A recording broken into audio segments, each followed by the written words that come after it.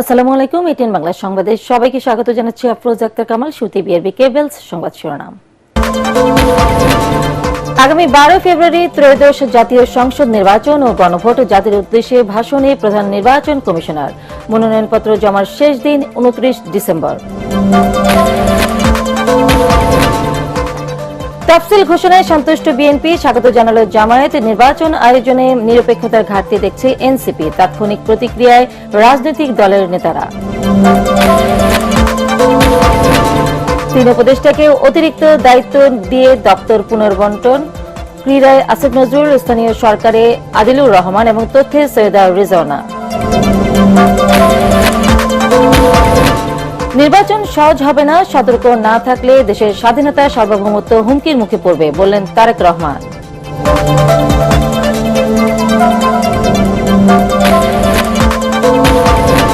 Supreme court সচিবালয়ে উদ্বোধন করলেন প্রধান বিচারপতি। আইনের শাসন ও গণতন্ত্র বজায় রাখার আহ্বান। রাজনৈতিক প্রভাব মুক্ত হল বিচার বিভাগ।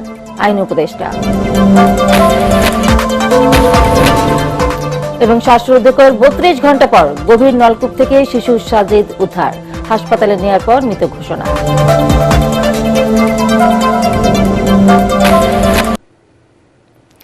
শুনছিলেন বিআরবি কেবলস সংবাদ শিরোনাম। এবার বিস্তারিত। আগামী 12 ফেব্রুয়ারি অনুষ্ঠিত হবে ত্রয়োদশ জাতীয় সংসদ নির্বাচন ও গণভোট। মনোনয়নপত্র জমা দেওয়ার শেষ সময় 29 ডিসেম্বর।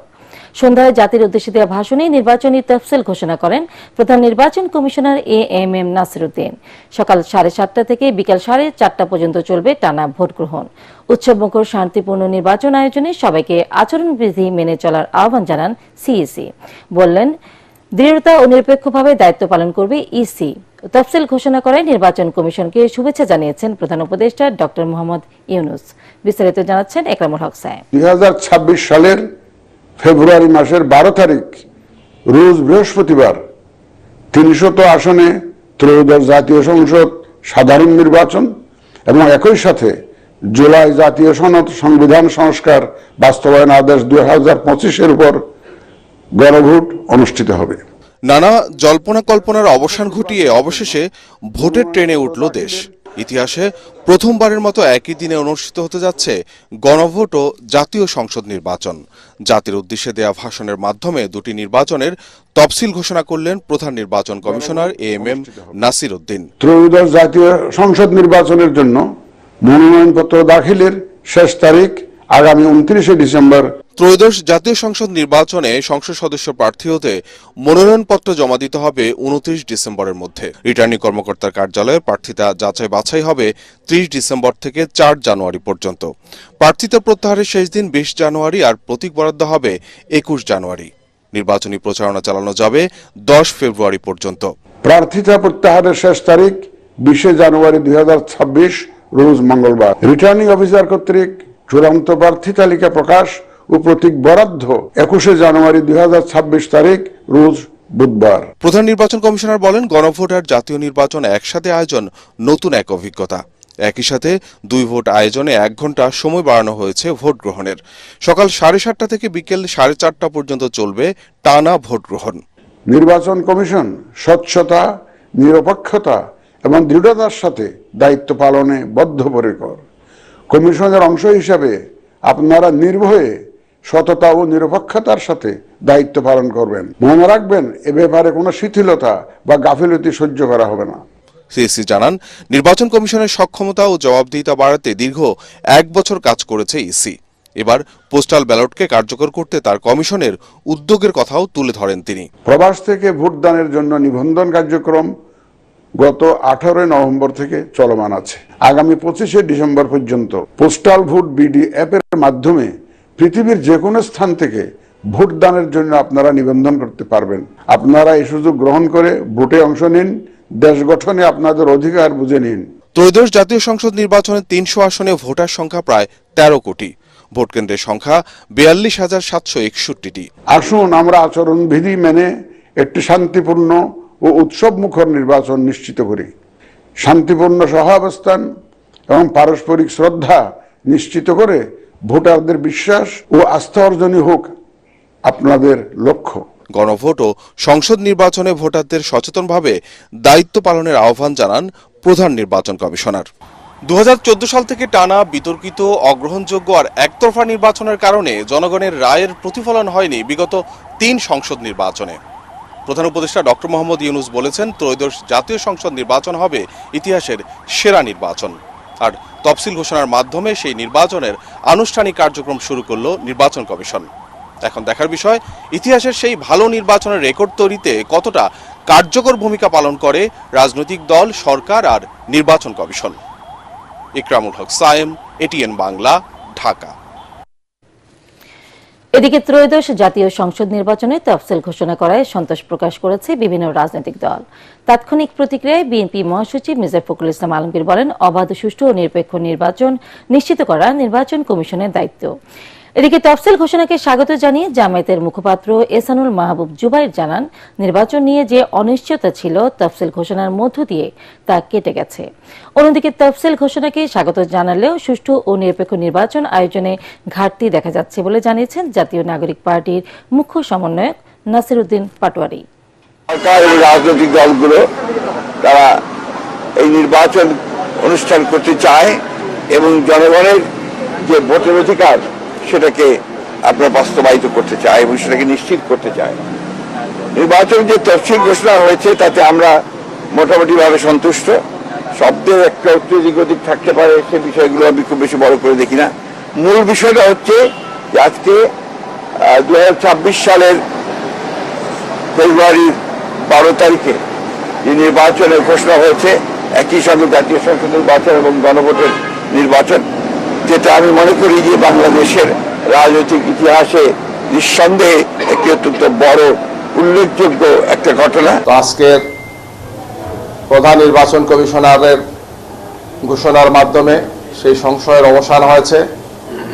আগামী 2026-এর 12 ফেব্রুয়ারি আপনারা জানেন বাংলাদেশ জাতীয় সংসদের 300 আসন নির্বাচন অনুষ্ঠিত হবে। আমরা জাতির সাথে সাথে আমরাও মোবারকবাদ জানাচ্ছি এবং এই ঘোষণাকে আমরা স্বাগত জানাচ্ছি। সার্বিক পরিস্থিতি বিবেচনায় সরকার এবং নির্বাচনের কমিশনের আমরা দেখতে পাচ্ছি নিরপেক্ষতা এবং সক্ষমতার কিছু অভাব রয়েছে। নির্বাচন যেটা হচ্ছে, এটা আমরা আগেও বলেছিলাম, এটি একটি লন্ডন ডিলের মধ্য দিয়ে হয়েছিল। এটা যদি দেশে ঘোষণা হতো, বাংলাদেশের সকল দলগুলোকে নিয়ে, সেটার মধ্যে মানুষের আস্থা এবং বিশ্বাসের জায়গা অনেক বেশি এগিয়ে আসতো।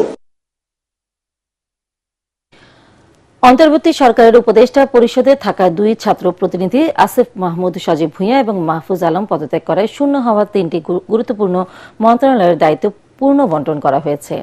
স্থানীয় সরকার মন্ত্রণালয়ের দায়িত্ব পেয়েছেন শিল্প, গৃহায়ন ও গণপূর্ত উপদেষ্টা আদিলুর রহমান খান। তথ্য ও সম্প্রচার মন্ত্রণালয়ের দায়িত্ব দেওয়া হয়েছে পরিবেশ, বন ও জলবায়ু এবং পানি সম্পদ উপদেষ্টা সৈয়দ রেজওয়ানা হাসানকে। আর যুব ও ক্রীড়া মন্ত্রণালয়ের দায়িত্ব পেয়েছেন উপদেষ্টা ডক্টর আসিফ নজরুল।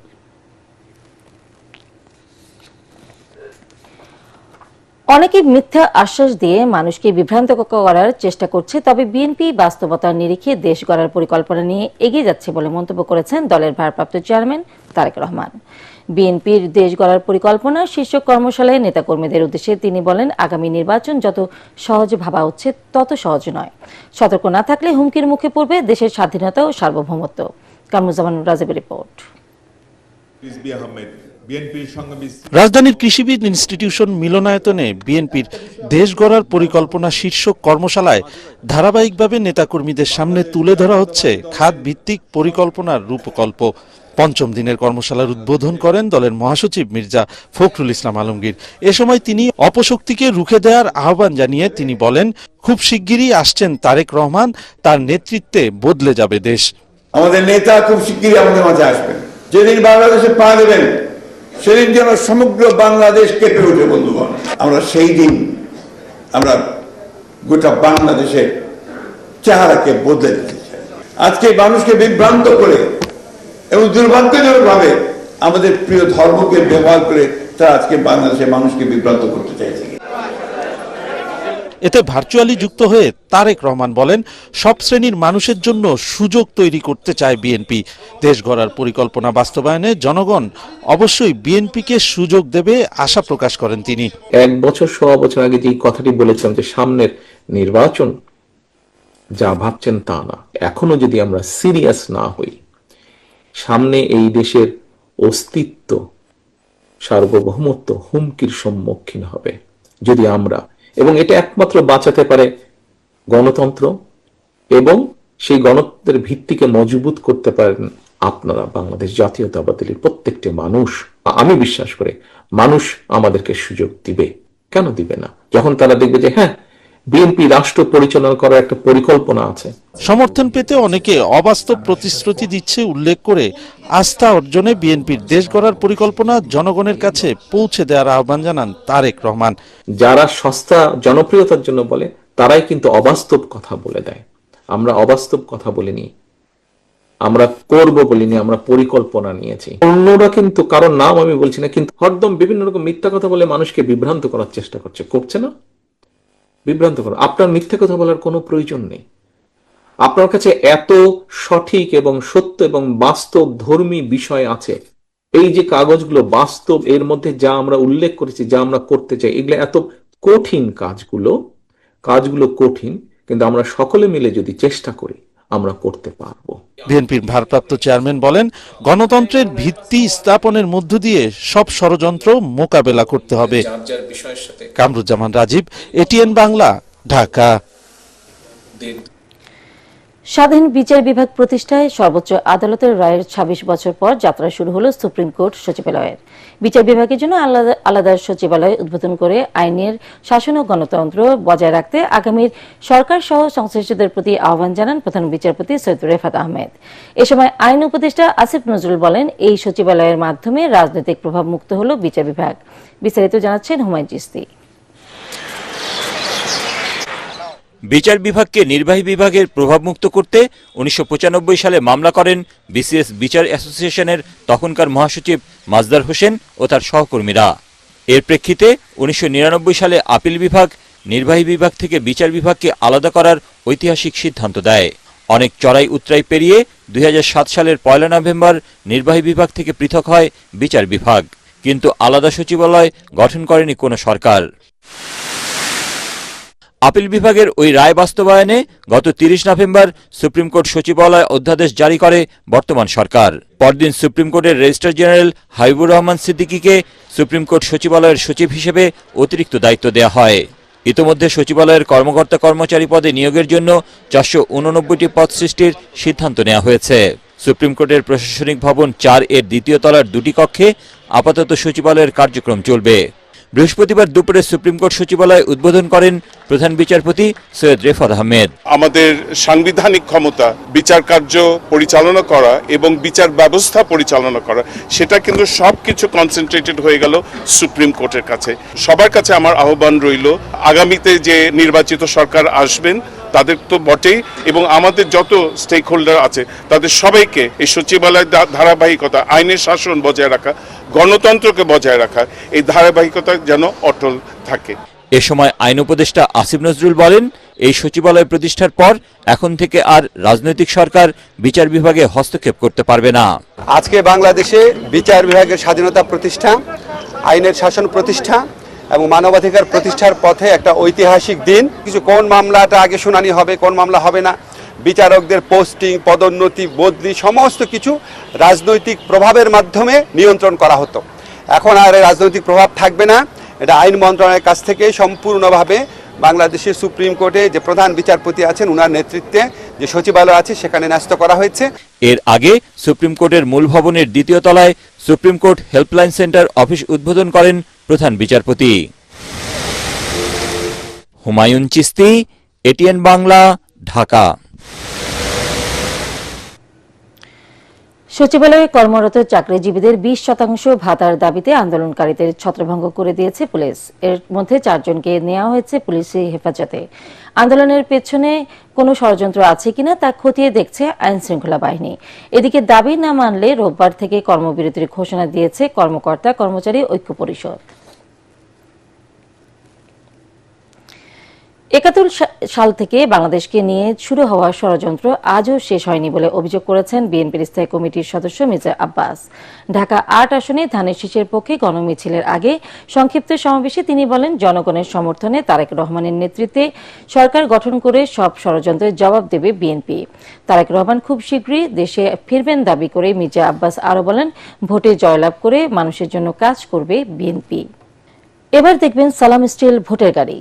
মাদক, চাঁদাবাজি, ছিনতাই আর গ্যাস সংকটে জর্জরিত ঢাকা ৫ আসনের অন্তর্ভুক্ত ডেমরা যাত্রাবাড়ির বাসিন্দারা সিটি কর্পোরেশনের অন্তর্ভুক্ত হলেও কোনো ধরনের নাগরিক সুবিধা পাচ্ছেন না তারা। ভোটাররা বলছেন, যে প্রার্থী এলাকার সমস্যার সমাধান করতে পারবে তাকেই নির্বাচিত করবেন তারা। সালাম স্টিল ভোটের গাড়ি নিয়ে ঢাকা ৫ আসনের নির্বাচনী প্রচারণার খবর জানাচ্ছেন মুশফিকুর রহমান। রাজধানীর অন্যতম প্রবেশদ্বার ডেমরা যাত্রাবাড়ি এলাকা নিয়ে গঠিত ঢাকা ৫ আসন। নির্বাচনকে সামনে রেখে প্রচারণায় ব্যস্ত সময় পার করছেন এই আসনের প্রার্থী সমর্থকরা। এলাকাবাসীরা জানান, মাদক, চাঁদাবাজি, ছিনতাইয়ের পাশাপাশি মহামারী আকার ধারণ করেছে গ্যাস সংকট। তাই শুধু প্রতিশ্রুতি নয়, এলাকার সমস্যার সমাধান চান তারা। সিটি কর্পোরেশন আন্ডারে হলে কি সিটি কর্পোরেশন কোনো কিছুই কাজ হয় না, কোনো সুযোগ সুবিধা আমাদের দীর্ঘদিন যাবত এগুলো পরিষ্কার করছে না। মশা, ডেঙ্গু প্রাদুর্ভাব এখানে বেশি। গ্যাস আমরা পাচ্ছি না, কিন্তু আমরা প্রতি মাসে মাসে বিল দিয়ে যাচ্ছি। আমরা এখানে দীর্ঘদিন ধরে 40 বছর ধরে থাকি। উন্নয়নে কোনো সময় সব প্রার্থী আসছে, আশ্বাস দিয়ে গেছে, এ পর্যন্ত আমরা উন্নয়নে পাইনি এলাকা। এদিকে সাধারণ মানুষের মতামত নিয়ে ভিন্ন ধর্মী প্রচারণা চালাচ্ছেন ঢাকা ৫-এর দাঁড়িপাল্লার কাণ্ডারি মোহাম্মদ কামাল হোসেন। আমরা শিক্ষা, চিকিৎসা, স্বাস্থ্য এই বিষয়গুলো মেইন ফোকাস দিচ্ছি, সাথে সাথে যোগাযোগ ব্যবস্থার উন্নয়ন। ইতিমধ্যে কয়েক হাজার মানুষের মতামত গ্রহণ করেছি। এই সকল মতামত পরামর্শগুলো নিয়ে আমি একটা ইস্তেহার তৈরি করবো ইনশাআল্লাহ। অন্যদিকে নির্বাচনকে সামনে রেখে বাড়ি বাড়ি গিয়ে ভোট চাওয়ার পাশাপাশি উঠান বৈঠক অব্যাহত রেখেছেন বিএনপি মনোনীত প্রার্থী নবীউল্লাহ নবী।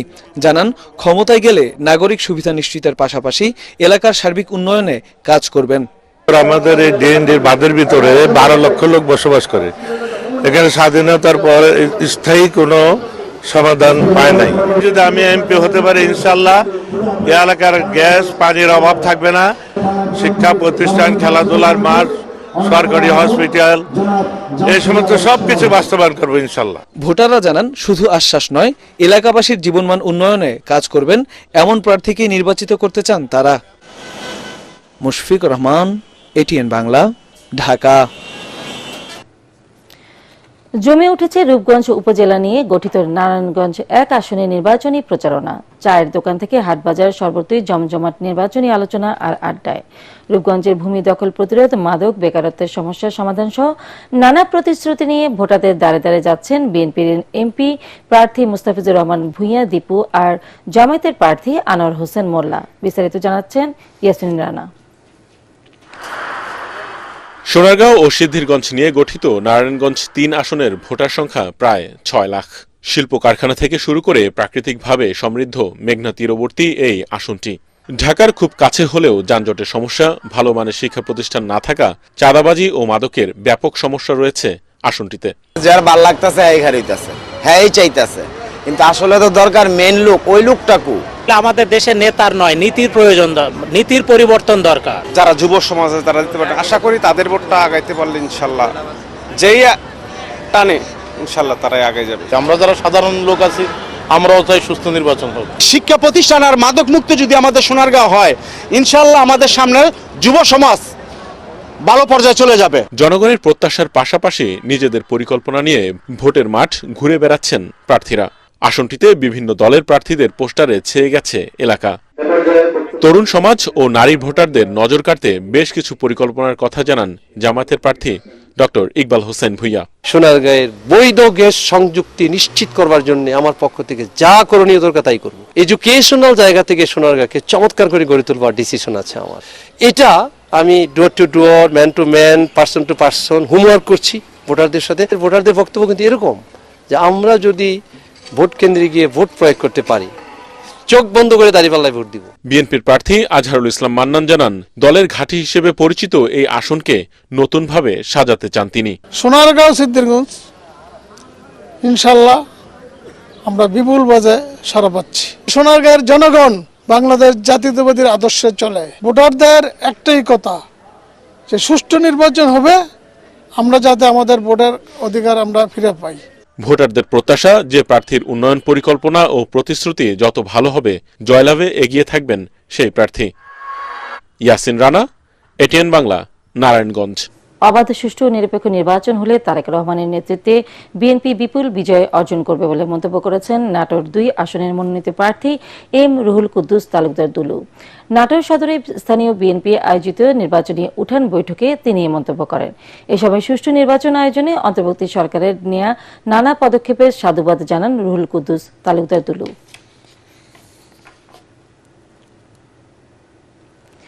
সন্ধানী লাইফ ইন্স্যুরেন্স আন্তর্জাতিক সংবাদ।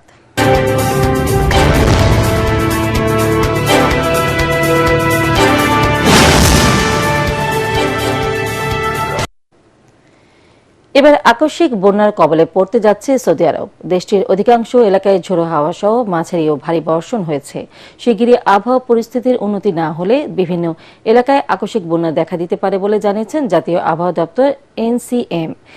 আমিরাত ভিত্তিক সংবাদ মাধ্যম গালফ নিউজ জানিয়েছে, সৌদির মক্কা, মদিনা, কাসিম, রিয়াদ, পূর্বাঞ্চলীয় প্রদেশ এবং উত্তরাঞ্চলীয় সীমান্ত এলাকায় ব্যাপক ঝড় বৃষ্টি শুরু হচ্ছে। অনেক অঞ্চলে মাঝারি বর্ষণের পাশাপাশি রয়েছে ব্যাপক কুয়াশা। গত 3 বছরে অবশ্য বেশ কয়েকবার ঝোড়ো ও ভারী বর্ষণ হয়েছে দেশটিতে। সৌদির বৈরী আবহাওয়ার জন্য দায়ী লোহিত সাগরের সৃষ্ট গভীর নিম্নচাপ। এবার খেলার খবর।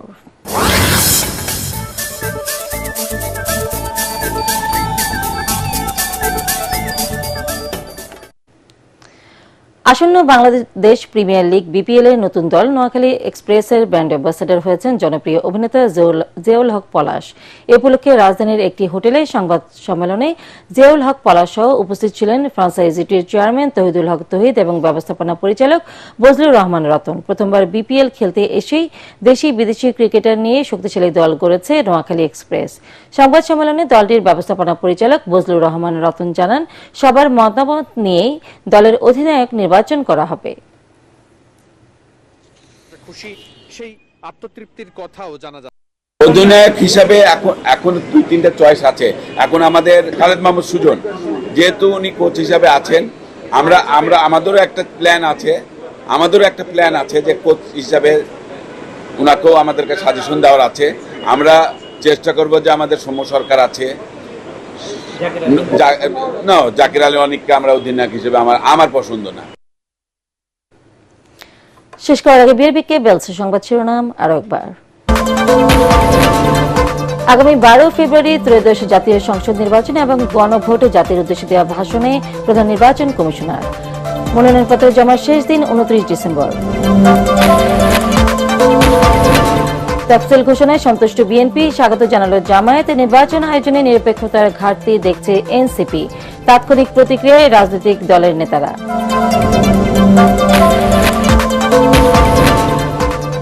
তিন উপদেষ্টাকে অতিরিক্ত দায়িত্ব দিয়ে দপ্তর পূর্ণ বন্টন। ক্রীড়ায় আসিফ নজরুল, স্থানীয় সরকারে আদিলুর রহমান এবং তথ্যে সৈয়দা রিজওয়ানা।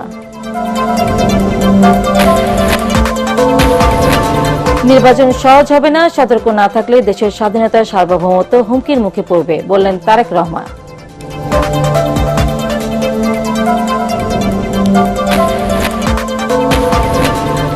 সুপ্রিম কোর্ট সচিবালয়ে উদ্বোধন করলেন প্রধান বিচারপতি। আইনের শাসন ও গণতন্ত্র বজায় রাখার আহ্বান। রাজনৈতিক প্রভাবমুক্ত হল বিচার বিভাগ, আইন উপদেষ্টা। এবং শ্বাসরোধকর 32 ঘণ্টা পর গভীর নলকূপ থেকে শিশু সাজিদ উদ্ধার। হাসপাতালে নেওয়ার পর মৃত ঘোষণা।